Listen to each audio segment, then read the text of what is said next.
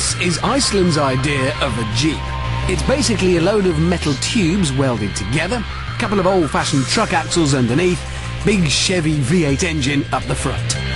You see these headlights? They're not real, they're painted on. Frankly, it's not going to give Range Rover any worries in the luxury department. But then, a Range Rover can't do this. The Icelandics love throwing their nitrous-injected 1,000-horsepower Jeeps at the landscape.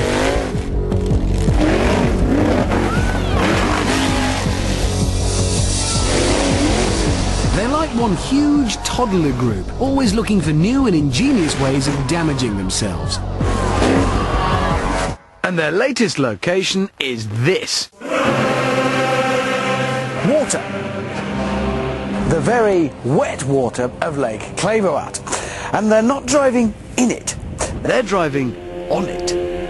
Yes, they reckon they can take this big block V8 powered solid girder framed 1.5 ton off-roader and drive it across this lake. The theory is that the huge treads on these tyres will act like the scoops on a paddle steamer, grabbing at the surface and powering the Jeep along. Thing is though, if a paddle steamer stops, it's still a boat and it floats. If this thing stops, it's not a boat, it's still a big heavy car and it'll sink. Our driver for this feat of world-class craziness is Gisli Gunnar Jonsson. When it comes to Icelandic 4x4 racing, he is the Michael Schumacher.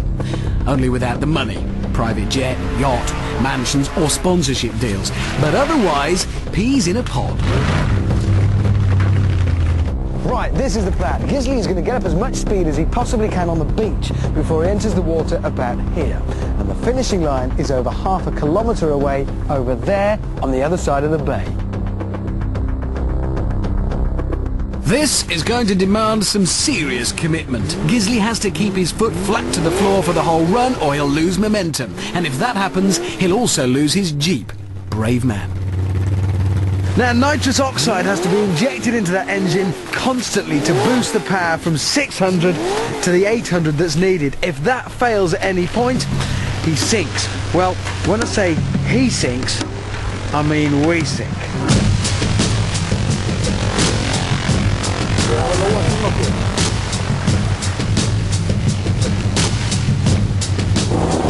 Right.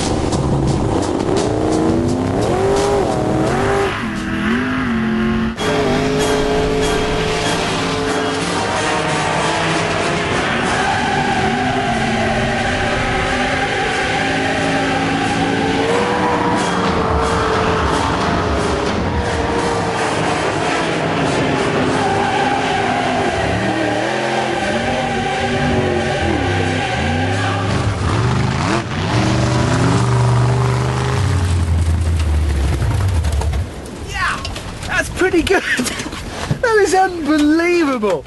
You can feel the moment when it hits the water and it just takes a pounding and the helmet comes down and it's different. My only worry is it's not going to be enough. You see, now he's proved his theory, he wants to turn it into a race. Right. A race against this. Now you're looking at this thinking, well, that's a jet ski, easy. Now this is Iceland, remember, they think Bjork is normal here. So no, it's actually a snowmobile, a vehicle designed to go on, well, snow. Once again, our Jeep driver has to maintain maximum commitment once he's on the lake. But the same applies to Jarmi Haldarsson, our snowmobile rider. The merest lift, the tiniest hesitation, the slightest loss of nerve, and even perpetual sunlight won't dry them out in a hurry.